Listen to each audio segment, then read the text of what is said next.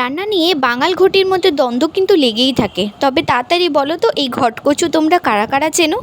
ঘটকচু দিয়ে ঘটিয়ে দেবো একটা দারুণ রান্না, চটপট দেখতে থাকো। কিভাবে ছাড়াতে হয় সেটাও তোমাদের যত্ন সহকারে দেখিয়ে দিয়েছি। এইবার যদি বাজারে যাও অবশ্যই কিন্তু এই কচুর খোঁজ করো, অবশ্যই একবার করে আমাকে এসে জানিও কেমন হয়েছে।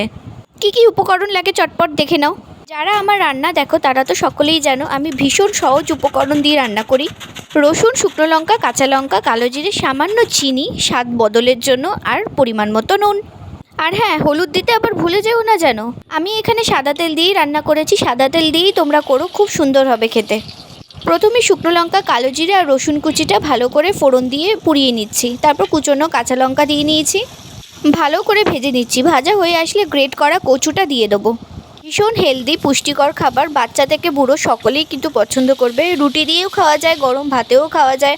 তোমরা প্লিজ বাড়িতে একবার ট্রাই করে দেখো, ভীষণ ইজি একটা রান্না। আমার চ্যানেলে বেশিরভাগ শর্ট শর্ট রান্নাই থাকে, তোমরা কিন্তু জানো।